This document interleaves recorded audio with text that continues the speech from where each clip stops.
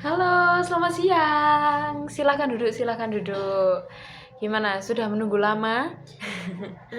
Enggak Kak, baru sampai juga ini tadi. Oke, syukurlah kalau gitu. Gimana kabarnya hari ini? Sehat? Lumayan Kak, tapi tadi sempet deg-degan sih mau ke sini. Loh, deg-degan kenapa emangnya? Kak tahu juga sih Kak, kayaknya udah kebiasaan aku gitu. Soalnya gampang gugup kalau ketemu orang baru, apalagi di situasi yang baru. Hmm, kebetulan juga sama sih, kita nyambung banget sama apa yang mau kita obrolin hari ini.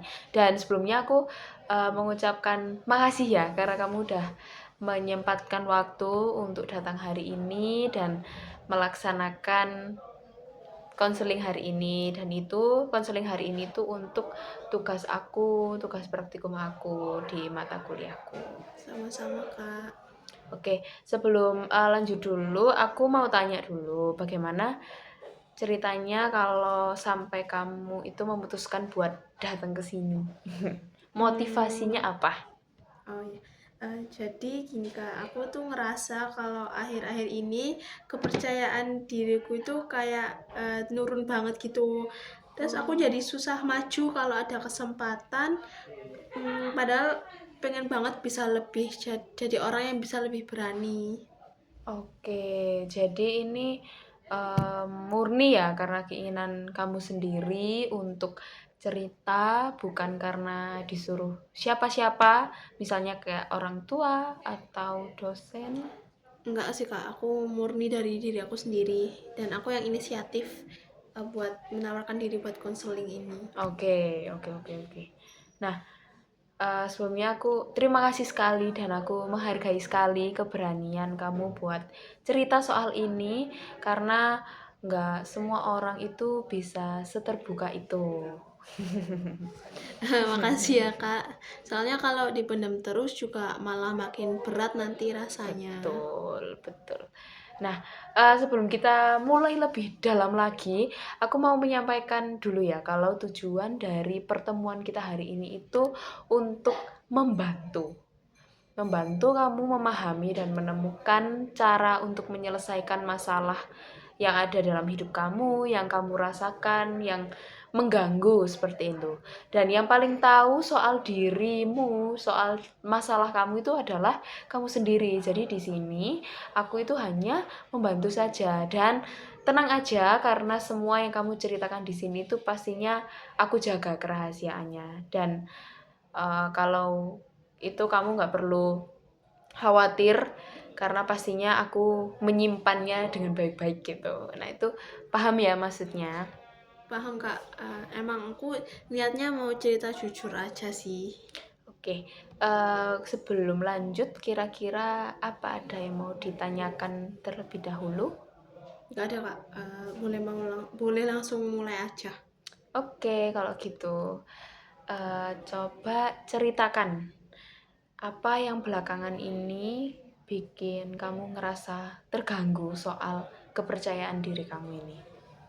Nah, jadi Kak, aku tuh orangnya susah banget kalau harus tampil di depan orang. Oke. Entah itu presentasi, diskusi kelompok, atau bahkan sekedar ngomong pendapat di kelas atau di diskusi itu pun aku tuh selalu ngerasa kalau takut salah, takut dinilai jelek sama orang lain. Hmm. Iya, jadi biasanya aku lebih memilih diam aja atau kalau kepepet banget itu baru aku bisa ngomong. Itu juga kayak suaranya tuh udah gemeteran gitu. Oh, oke. Kamu tadi bilang ya takut dinilai jelek dan akhirnya memilih diam. Nah, coba ceritakan lebih banyak lagi. Biasanya di situasi seperti apa sih yang bikin hal tersebut itu muncul? Contoh simpelnya di kelas nih, kalau dosen nanya ada yang mau bertanya atau ada yang mau menambahi, itu aku sebenarnya sering punya pertanyaan atau pendapat di kepala, tapi aku nggak pernah angkat tangan soalnya takutnya nanti pertanyaanku itu dianggap aneh gitu. Oh, oke. Terus kalau Di luar kelas gimana? Kayak misalnya kan kamu juga ikut organisasi, terus di lingkungan pertemanan kamu itu kayak gimana? Sama aja sih Kak. Aku kan ikut UKM nih, Hmm. tapi aku lebih milih jadi anggota biasa aja. Aku nggak pernah berani buat daftar jadi pengurus yang levelnya lebih tinggi lah istilahnya. Padahal sebenarnya itu aku pengen banget nyoba. Terus misal kalau kumpul sama teman-teman yang rame, aku itu lebih banyak diemnya dan cuma dengerin mereka doang.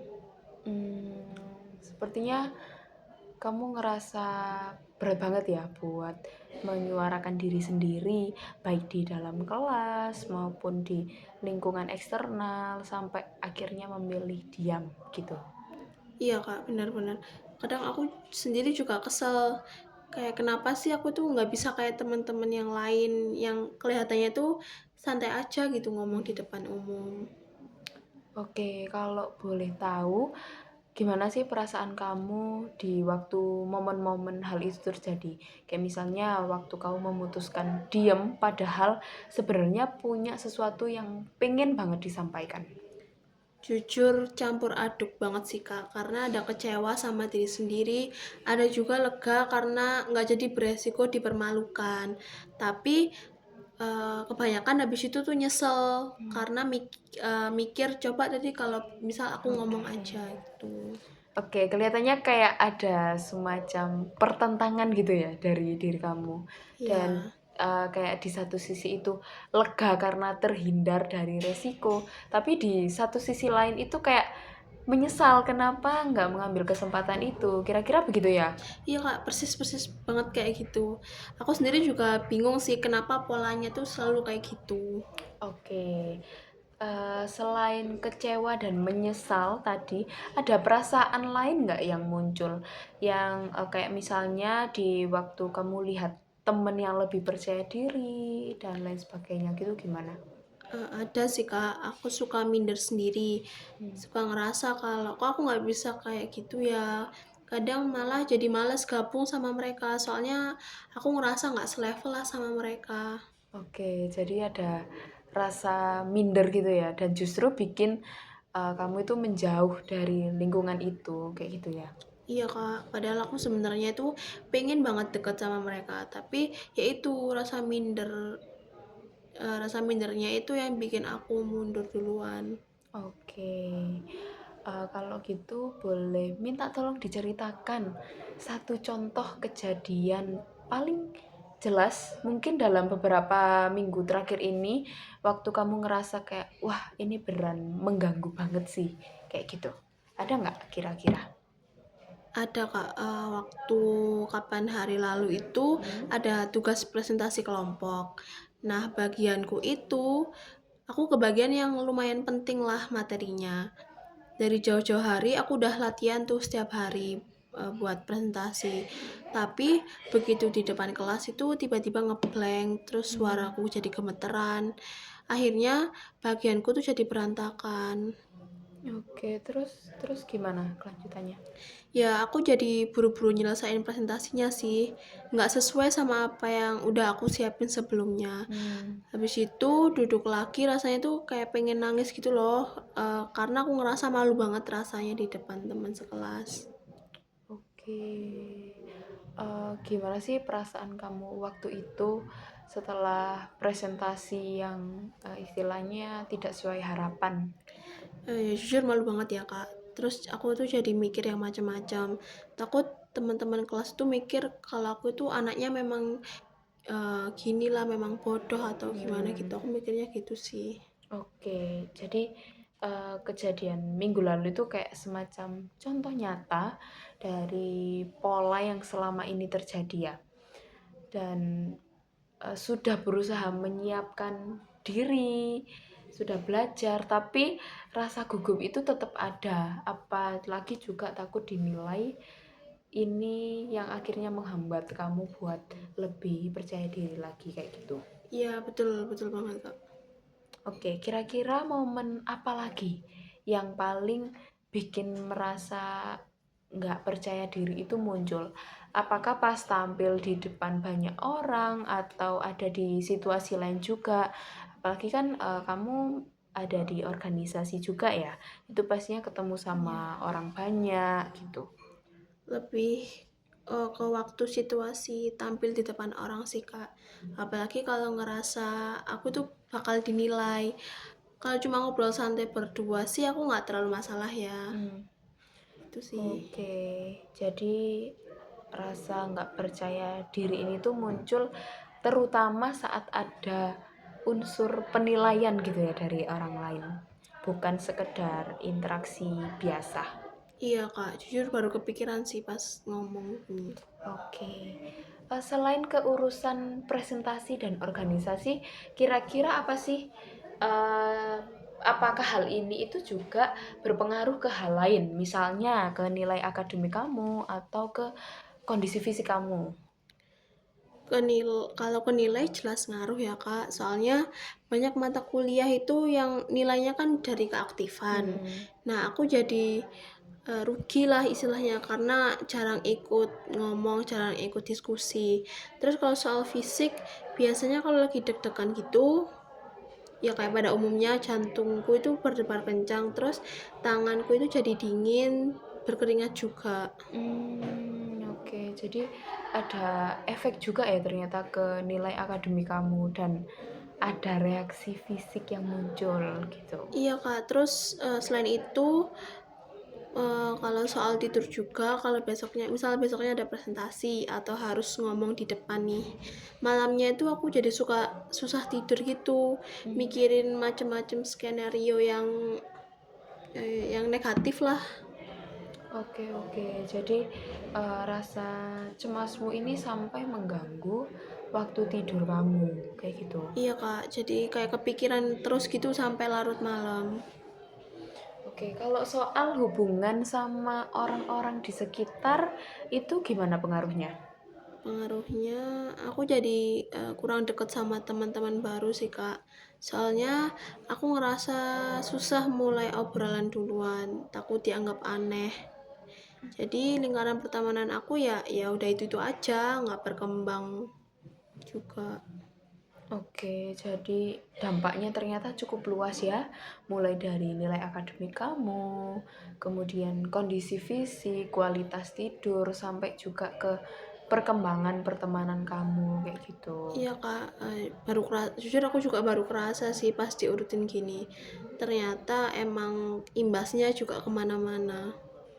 Oke, dari semua dampak yang sudah kamu sebutin tadi, kira-kira mana yang paling bikin kamu merasa khawatir? Yang paling bikin khawatir soal masa depan sih. Soalnya aku takut kalau kayak gini terus nanti pas kerja atau wawancara juga bakal susah. Soalnya kan pasti butuh percaya diri kan. Oke, itu jadi salah satu hal penting ya yang perlu kita perhatikan juga di pertemuan-pertemuan berikutnya kayak gitu. Nah, menurut ingatan kamu nih, sejak kapan sih rasa percaya diri itu mulai jadi masalah yang berat buat kamu? Hmm, Kayaknya udah dari SMA sih Kak. Tapi makin berasa parah tuh pas kuliah ini. Apalagi waktu masuk semester-semester yang tugasnya tuh lebih banyak presentasinya. Oke, kira-kira ada nggak kejadian tertentu yang waktu SMA itu yang menurut kamu jadi awal mula rasa itu muncul? Ada sih Kak, dulu waktu SMA tuh aku pernah presentasi kan, terus salah ngomong. Habis itu beberapa temen-temen di kelas tuh pada ketawa. Nah, sejak itu aku jadi kayak parno banget lah kalau harus ngomong di depan kelas. Oke, jadi ada pengalaman yang spesifik yang cukup membekas ya berarti. Dan itu kelihatannya jadi salah satu akar dari rasa nggak percaya diri kamu sekarang. Iya Kak, tapi jujur aku juga baru sadar sih pas cerita gini. Ternyata emang dari situ awalnya. Oke, kira-kira apa sih yang berubah dari yang dulu mungkin masih berani coba-coba sampai sekarang yang mungkin kamu lebih memilih untuk menghindar gitu? Mungkin Karena abis kejadian itu aku jadi lebih parno mikirin gimana penilaian orang sih. Jadi lebih milih aman aja, diem daripada kayak beresiko dipermalukan lagi. Oke, jadi ada rasa takut yang terulang gitu ya. Pengalaman buruk itu yang bikin kamu itu lebih memilih menghindar sekarang ini. Iya kak, bener bener banget. Oke, sebelum kamu cerita ke aku, kira-kira apakah kamu pernah nyoba untuk mengatasi rasa nggak percaya diri ini sendiri gitu? Pernah sih kak, aku sempet coba latihan ngomong sendiri di depan cermin sebelum presentasi biar lebih siap gitu. Oke, tapi menurut kamu kenapa usaha itu belum cukup berhasil? Mungkin karena feelsnya beda banget ya kak rasanya. Kalau latihan sendiri sama pas beneran ngomong di depan orang itu ya gimana ya, beda banget lah rasanya. Jadi pas hari H itu ya tetap aja gugup. Oke. Selain latihan di depan cermin, kira-kira ada nggak usaha lain yang pernah kamu coba? Pernah waktu itu aku coba nonton video-video motivasi soal percaya diri gitu biar semangat. Ya, itu lumayan bikin termotivasi sesaat sih. Tapi habis itu ya balik lagi kayak biasa kalau udah di situasi nyatanya.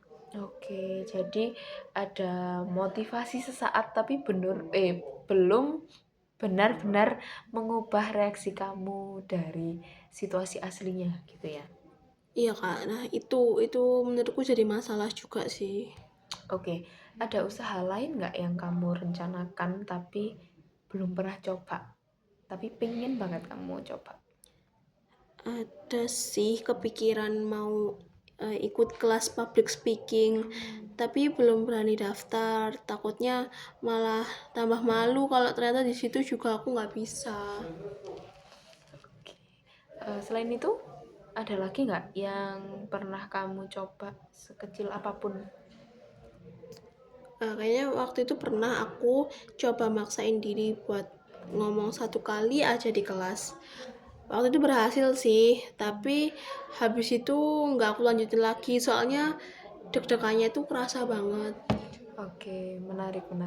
Jadi kamu sebenarnya pernah berhasil sekali, tapi belum jadi kebiasaan Iya. yang berkelanjutan gitulah istilahnya. Jadi sebenarnya itu juga jadi modal gitu. Iya sih Kak. Jadi kayaknya emang aku butuh cara biar bisa konsisten, nggak cuma sekali doang itu. Oke, ada lagi nggak? Misalnya minta bantuan orang lain buat mendampingi, kayak misalnya kamu punya temen yang memang dia itu sudah percaya diri banget gitulah istilahnya. Pernah sih Kak minta temen deket buat nemenin waktu presentasi karena kebetulan kita sekelompok kan. Biar ada yang support lah di sebelah aku. Hmm, Itu jujur lumayan ngebantu. Tapi kan nggak semua presentasi tuh bisa ditemenin sama dia gitu loh karena kan iya. nggak semua presentasi itu kita satu kelompok. Oke, jadi ada beberapa usaha ya yang memang itu sudah kamu coba, kayak latihan di depan cermin, nonton video motivasi, terus tadi juga sempat memaksakan diri buat ngomong sekali di kelas, sampai minta temennya buat ditemani gitu ya. Dan semuanya sempat membantu, tapi belum ada yang bertahan konsisten sampai hari ini kayak gitu ya. Tapi ini Iya. bagus sekali, bagus banget sebagai bahan buat kita susun strategi yang pas gitu buat nanti. Iya Kak, aku juga baru sadar sih ternyata aku udah nyoba banyak cara. Cuma emang belum ada yang nempel lama, belum ada yang konsisten sih. Oke. Sebelum kamu datang di sini, kira-kira kamu pernah cerita ke orang lain nggak masalah ini? Atau coba cari informasi dari sumber lain gitu misalnya? Pernah cerita ke temen deket Kak. Dia coba nyemangatin sih, bilangnya waktu itu santai aja, nggak usah dipikirin. Tapi ya emang susah sih buat prakteknya. Oke. Selain cerita ke temen, ada sumber lain atau misalnya kayak artikel atau video yang pernah kamu lihat soal ini? Pernah waktu itu baca beberapa artikel soal cara meningkatkan kepercayaan diri. Tapi ya isinya tuh kayak umum banget gitu loh. Jadi aku nggak yakin sih cocok apa enggak sama kondisi aku. Oke. Menurut kamu apa yang bikin saran-saran umum itu belum kamu coba terapkan? Mungkin karena aku nggak yakin ya harus mulai dari mana dulu.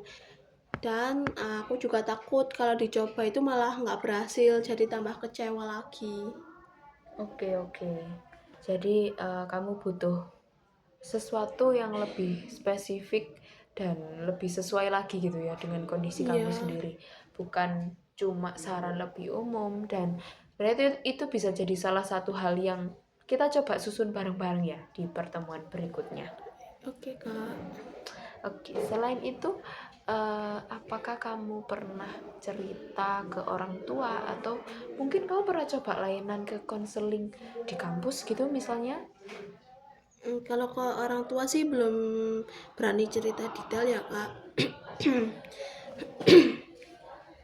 Karena aku nggak mau bikin mereka khawatir.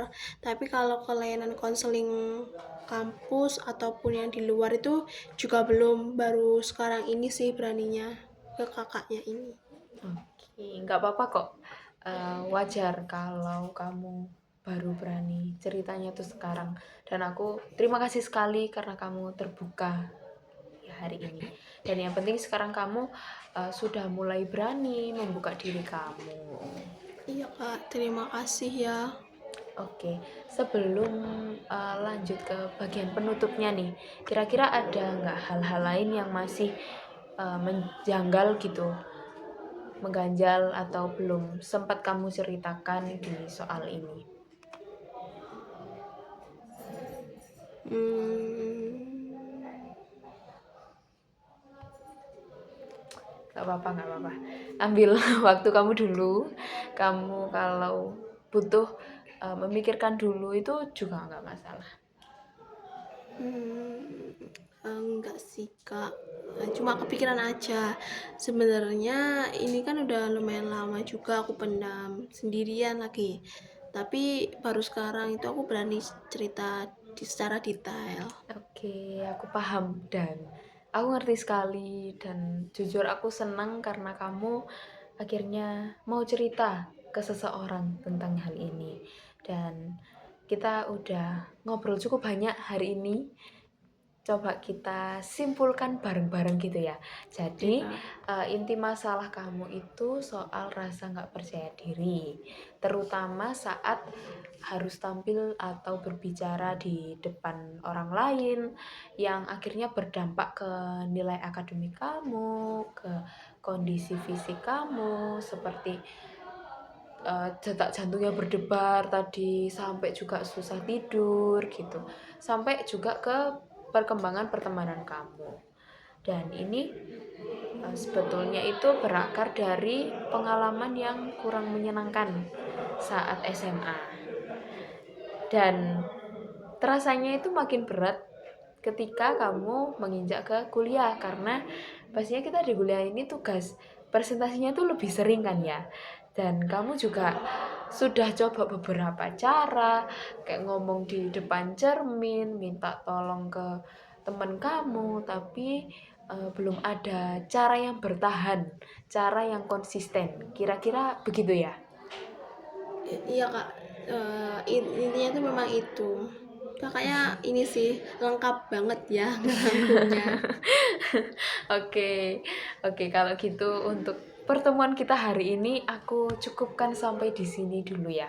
Dan di pertemuan berikutnya kita akan coba gali lebih dalam apa sih sebetulnya pola pikir di balik rasa kamu yang sekarang ini, dan kita mulai susun langkah-langkah yang bisa kamu terapkan kayak gitu. Gimana? Eh, Kira-kira kamu bersedia nggak untuk lanjut ke pertemuan berikutnya? Dari aku sendiri, aku nggak memaksa kamu ya untuk lanjut ke pertemuan berikutnya gitu. Jadi kalau misalnya kamu mau menolak itu juga nggak apa-apa. Bersedia banget Kak, malah aku tuh jadi ngerasa lega udah cerita hari ini. Oke, senang deh aku dengarnya. Oke, sebelum kita akhiri, kira-kira ada yang mau kamu tanyakan dulu nggak ke aku? Ada Kak, Oke, eee, silakan. termasuk wajar nggak sih Kak sampai segininya buat susah percaya diri? Soalnya kadang itu aku takut ini tuh udah kelewatan gitu loh. Oke, bagus pertanyaannya. Menurut aku yang kamu rasakan itu cukup valid dan cukup umum dialami banyak mahasiswa karena kamu bukan satu-satunya mahasiswa yang tidak percaya diri kayak gitu. Apalagi kalau ada pengalaman yang kurang menyenangkan di masa lalu seperti saat kamu di SMA kayak gitu yang belum sempat diproses dengan baik gitu. Jadi soal itu pastinya kita nggak perlu buru-buru buat melebeli diri kita sendiri. Yang penting bagaimana kita itu bisa lebih fokus dulu ke dampaknya dan bagaimana kita bisa mengatasinya bareng-bareng gitu. Kan kamu juga sudah mencoba dengan cara-cara kamu sendiri Iya, kayak gitu kan. Dan itu juga termasuk untuk cara mengatasinya dari kamu sendiri juga sudah ada istilahnya usaha kayak gitu. oh gitu ya Kak. Jujur agak lega sih ya dengernya, jadi kayak nggak terlalu parnoan lagi gitu. Oke, baik. Kalau gitu, kira-kira, ada lagi nggak yang mau ditanyakan? Udah sih Kak, cukup. Oke, kalau gitu untuk pertemuan selanjutnya, kira-kira kamu mau, kira-kira kapan waktunya yang senggang di minggu depan atau lusa, terserah. Minggu depan bisa sih Kak, hari yang sama kayak hari ini juga nggak apa-apa, jam segini juga oke sih aku kosong. Oke, oke.